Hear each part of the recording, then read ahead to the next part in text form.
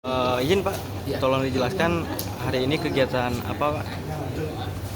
ya, ini memang kita DPC P3 Kota Banjar mengadakan latihan kepemimpinan kader dasar P3 Kota Banjar, LKKD Kota Banjar, dengan tujuan tentu bagaimana caranya kita mempersiapkan kader-kader P3 di Kota Banjar itu kedepannya lebih siap, lebih memahami aturan, lebih menyiapkan diri untuk menjadi kepengurusan.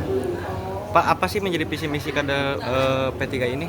Ya kan, seperti tadi yang disampaikan bahwa kalau ibaratnya kita menggunakan Bluetooth itu kan apa yang diinginkan oleh DPW, diinginkan oleh DPC itu satu frekuensi. Ketika berbicara secara nasional A sampai bawah pun harus A, sehingga arah perjuangan kita benar-benar bersatu, satu arah. Ada nggak sih Pak yang kemudian itu yang menjadi visi misi itu bisa menyentuh apa yang menjadi kebutuhan masyarakat? Kita sebenarnya kalau secara umum tentu ingin, karena partai P3 itu adalah partai yang berajaskan Islam, ya ingin masyarakat meningkatkan ketakwaan masyarakat. Tapi secara umum bahwa ingin mensejahterakan masyarakat Kota Banjar itu juga menjadi prioritas. Jadi prioritas Pak ya. Kira-kira ada nggak Pak strategi dari P3 ini cara menyampaikan agar mudah dipahami oleh masyarakat terkait visi misi?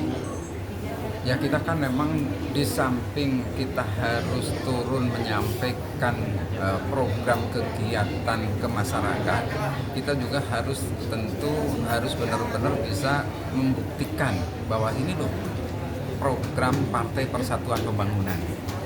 Di antaranya kita harus tetap menjaga kegiatan-kegiatan yang ada di pesantren, bagaimana caranya bahwa pesantren itu tetap bisa berjalan dengan sesuai yang dikehendakinya. Oke. Berapa peserta Pak yang ikut kegiatan ini? Pesertanya kita 50, di pembukaan ini 100 lebih karena memang yang 50 itu adalah peserta dari luar kepengurusan, tapi ditambah dengan kepengurusan DPC yang hadir tadi 100-an lebih. Jadi semuanya 100-an lebih ya? Ya. Harapannya Pak? Harapannya ya P3 kedepannya lebih siap dari kader-kader yang ada, baik di struktural atau di partisipasi tadi. Sedikit lagi Pak, ini kan tadi Bapak mengatakan bahwa ke masyarakat itu ya ketakwaan dan lain sebagainya. Itu kan memang berkaitan dengan Islam ya Pak, Muslim lah ya. Bagaimana lantas Bapak menyampaikan apa pada yang memang non Muslim Pak? Ya karena P3 itu satu partai berajaskan Islam kan. Oke. Secara struktur tentu P3 itu tidak mengakomodir partai orang-orang yang non Muslim. Tapi untuk memperjuangkan secara umum bahwa ketakwaan atau ketaatan kepada Tuhan itu kan bukan saja Islam saja yang taat kepada Tuhan, orang agama yang lainnya juga sama taat kepada Tuhan. Bagaimana mendorong bahwa kesadaran masyarakat untuk taat kepada Tuhannya dan melaksanakan sesuai dengan sesuai dengan keyakinannya. Satu pertanyaan Pak, kalau lihat P3 itu kan partai dalam kebanyakan juga banyak orang tua. Ini untuk kaum mudanya, peserta kader ini bagaimana Pak? Ya ini kan memang termasuk sekarang diprioritaskan untuk yang muda-muda. Tapi ya bukan berarti kita menghilangkan yang tua.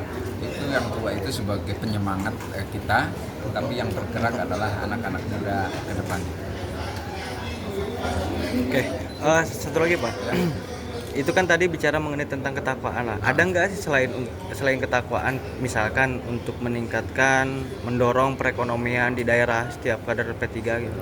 Ada, itu kan memang program-program seperti itu kan memang secara nasional sudah dilakukan.